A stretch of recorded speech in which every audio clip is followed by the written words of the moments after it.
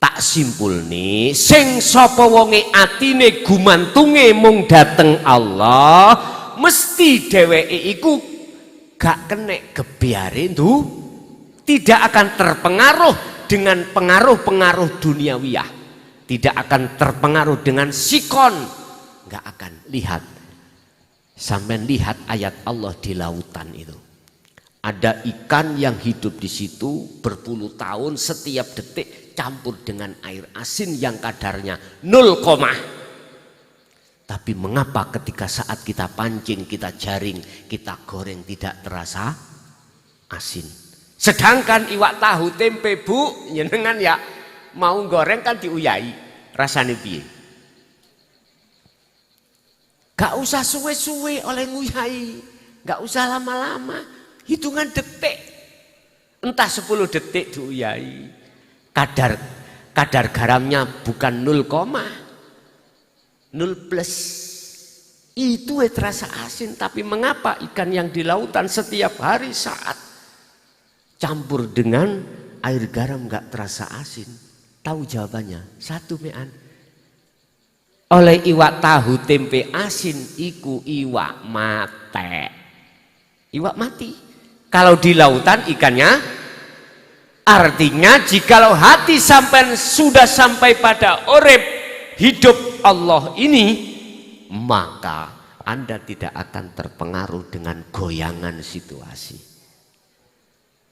Nggak akan. Dikasih melarat yo gak susah, dikasih sugih yo gak serakah pun iki. Makanya ayatnya Allah katakan, inna auliya Allah, sesungguhnya para kekasih Allah itu la khaufun alaihim walahum yahzanun, tidak akan terpengaruh dengan kondisi apapun, hatinya anteng.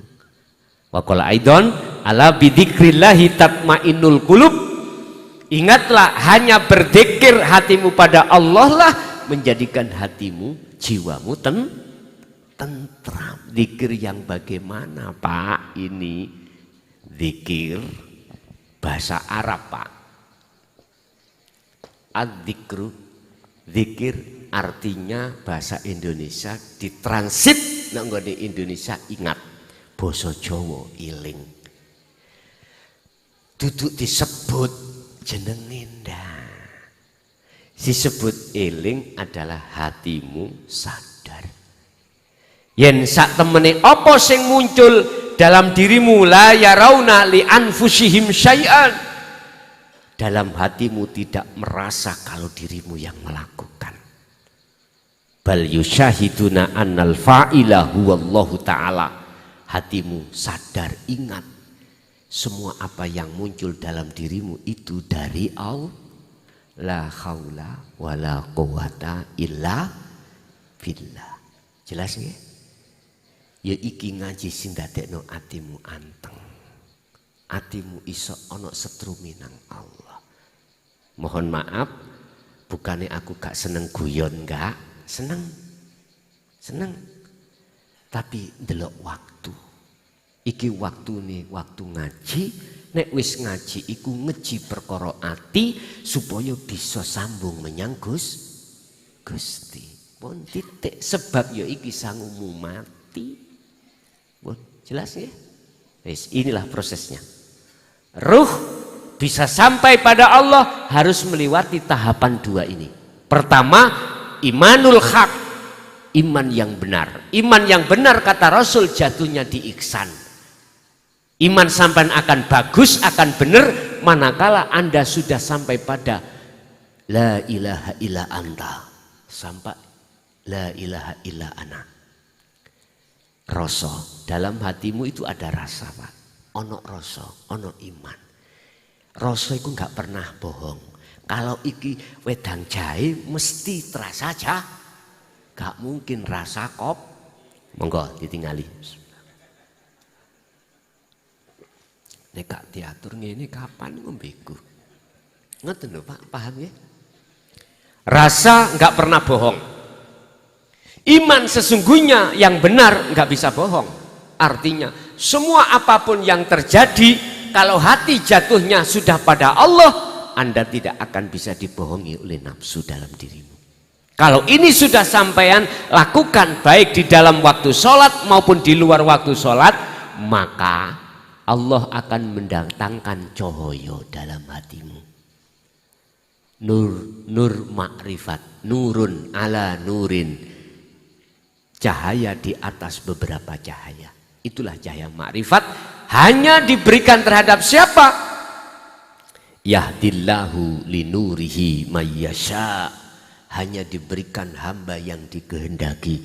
Siapa hamba yang dikehendaki? Mereka itu adalah yang mengikuti teladannya Kanjeng titik. Ketika jenengan mendawamkan zikir tersebut, maka cahaya makrifat itu didatangkan Allah dalam hatimu untuk menerangi linurihi, untuk menerangi jagat hati kita, untuk menghilangkan hijab-hijab dalam diri kita, tutup-tutup mata hati kita tadi, Pak. Allah yang menghilangkan. Jelas. Cahaya datang mesti kegelapan akan hilang. Kul, katakan Muhammad, ja'al haqqu wa zahaqal batil innal batila kana zahuqa. Kul ja'al haqq, manakala kebenaran itu datang, mas pasti kebatilan akan sir. Bila mana cahaya itu datang, kegelapan iki hilang. Coba cahaya listrik iki patenono, yang terjadi adalah ketika itu datang, detik-detik biar detik-detik kegelapan akan, artinya hatimu tadi beriman selain Allah, detik itu juga akan hanya beriman pada Allah. Itulah Pak yang disebut la ilaha illallah al-malikul haqqul mubin. Nyatanya Allah sudah tidak bisa diragukan lagi. Akhirnya itulah yang disebut makrifat. Jelas nggih? Nek kurang jelas takok nongko. Kesimpulan pada malam hari ini adalah siapa yang sudah yang masih di syariat, naiklah ke thariqah. Siapa yang di thariqah, naiklah ke hakikat. Siapa yang sudah di hakikat, lekas tempuh sampai ke makrifat. Itulah ajaran kesempurnaan Rasulullah. Yes. Pesan saya sebelum kami pulang, tolong sisa umur jenengan manfaatkanlah untuk hati berpacu menuju pada Allah. Satu. Kedua, jangan pernah mati dulu sebelum Anda sampai pada Allah. Mudah sekali, syaratnya mung loro sampai isok ketemu Allah. Kalau ilmu ini sudah sampai betul, sampai bawah, syaratnya mung loro. Buka dalam surat Al-Kahfi ayat 110. Wa man kana yarju liqa Allah liqa rabbih falyamal amalan sholihan. Barang siapa yang ingin bertemu Allah ketika suluk, ketika khalwat, satu persyaratannya. Falyamal amalan sholihan. Teruskan zikirmu.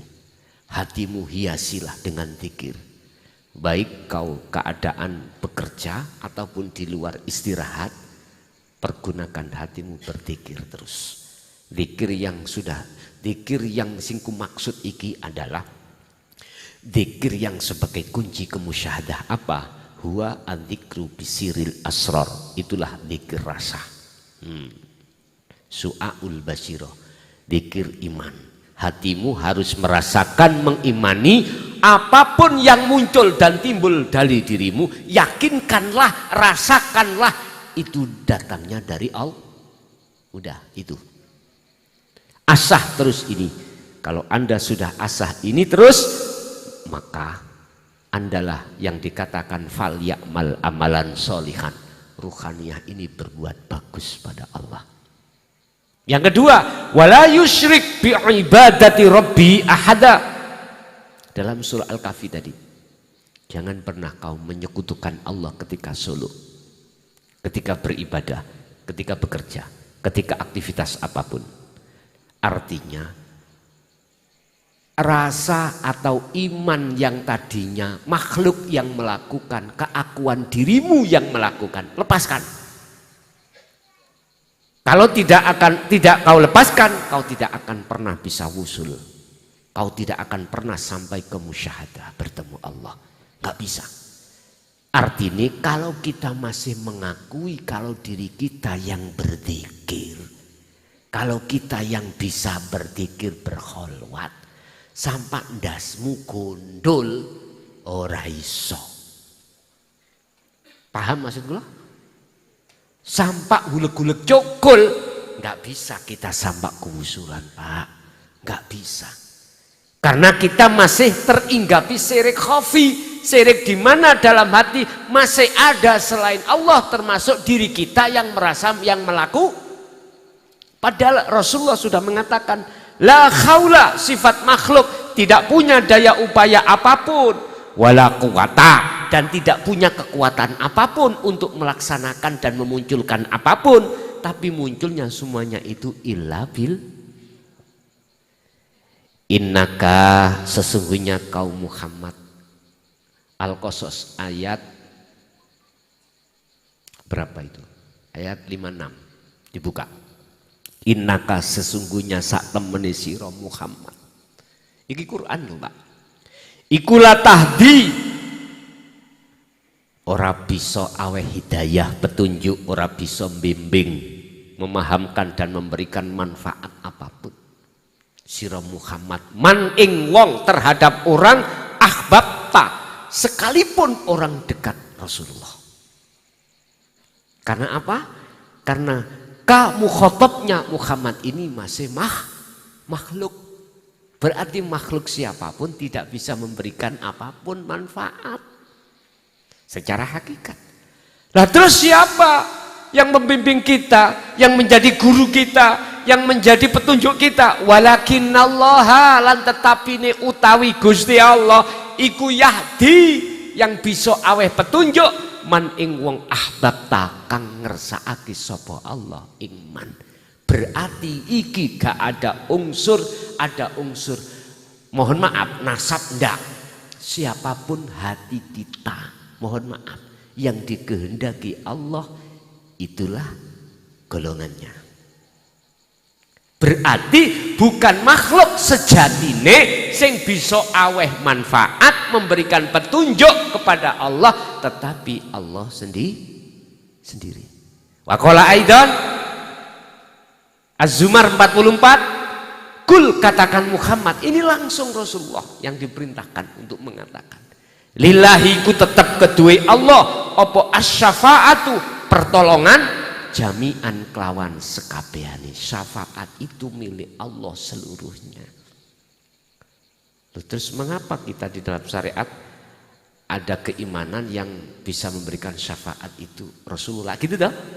Itu awalnya adalah Allah memberikan izin terhadap Muhammad untuk bisa memberikan syafaat terhadap tapi bukan berarti syafaat itu hak mutlaknya Rasulullah. Sama dengan air.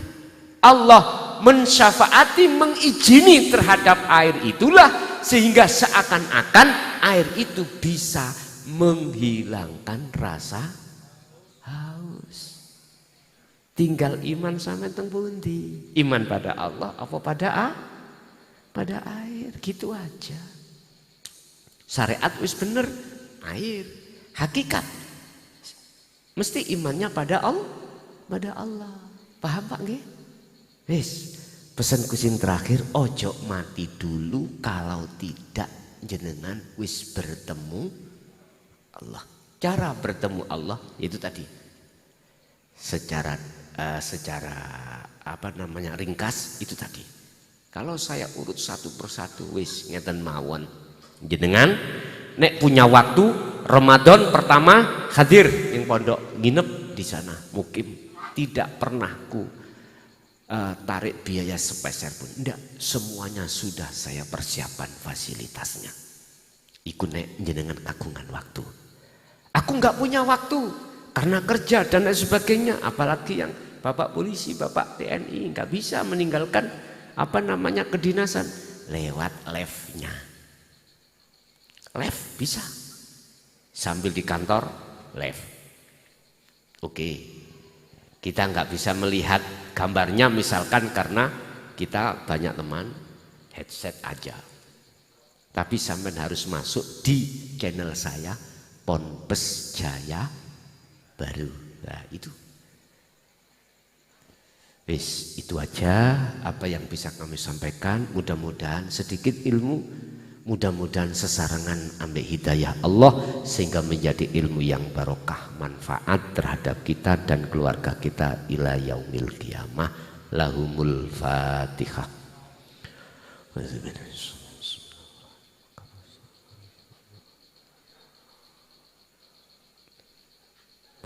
Bapak Ibu, sesi kedua tanya jawab.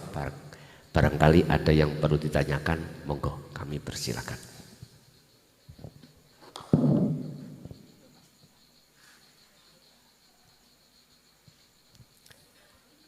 Ngajung mawon sing pengen tanya, Pak ini kok, monggo kasihkan.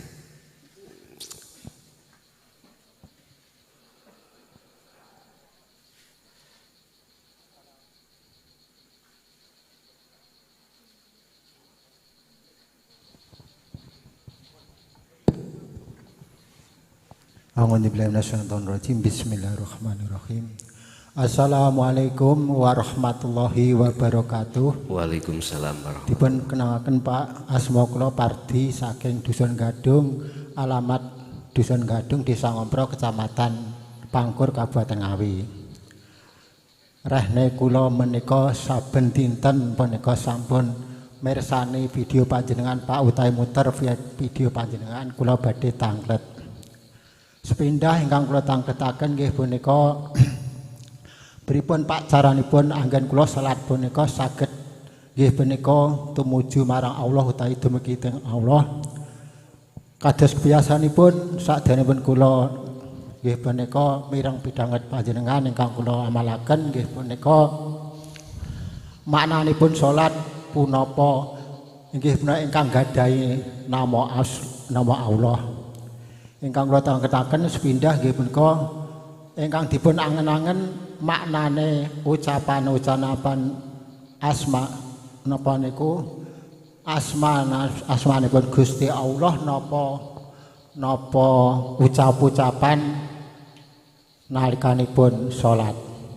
Mekaten sekedhik mugi-mugi saged barokah fidini wa dunya wa akhirah. Wassalamualaikum warahmatullahi wabarakatuh. Waalaikumsalam warahmatullahi wabarakatuh. Dibuka dalam surah Al-Insan 2526. Wadhkur isma rabbika bukratan wa asila. Wa minal laili fasjud lahu fasabbihu lailan tawilan. Mulai pagi sampai sore. Pagi berarti subuh, sore berarti maghrib.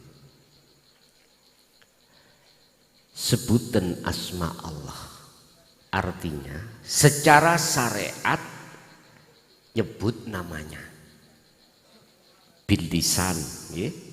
Atau bil kolbi. Bil lisan berarti disebut dzikir jari, bil kolbi hati itu disebut dzikir sirri, ngucap Allah, hu Allah, monggo, atau hu urip, monggo. Urip iku sifat. Tapi rasa di dalam diri jenengan itu harus jenengan bangunkan. Iman dalam diri jenengan harus dibangunkan. Untuk apa? Untuk menemui sing duweni nama, sing duweni sifat. Sampeyan deleng mriki. Mana yang memiliki nama Allah, yang mempunyai sifat Allah? Sing duweni sifat urip iku ndi? Sampeyan deleng mriki.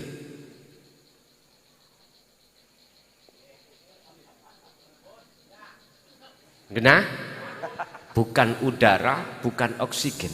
Inilah yang dimaksud Allah katakan wa nahnu aqrabu ilaihi min hablil warid. Aku ikut di dalam ya di luar. Bukan nafas itu, bukan angin, bukan oksigen. Tetapi kau tidak bisa menggambarkan dengan sesuatu apapun. Jelas nggih? Pun kuwatono dalam sholat hal ini. Wa minal laili fasjud lahu fasabbihu lailan tawilan. Kalau malam ojo tedung blekok ketarokan yo. Ojo turu wae. Bahasa syariat kata Rasul, andai kata aku tidak memberatkan umatku sholat tahajud tak wajib no pisan. Fasjud maksudnya ayat fasjud tunduk no hatimu pada sang Khalik. Fasabbih bersihkan imanmu yang selain Khalik. Paham ya? Dengan cara apa? Ya ini tadi. Terus didawamkan zikirnya. Itulah penerus pembawa dinut tauhid Rasulullah. Alladzina yadhkurunallaha qiyaman wa qu'udan wa 'ala junubihim. Kondisi apapun hati beliau itu selalu berzikir, selalu eling kabeh iku Gusti Allah, kang agawe, kang apapun.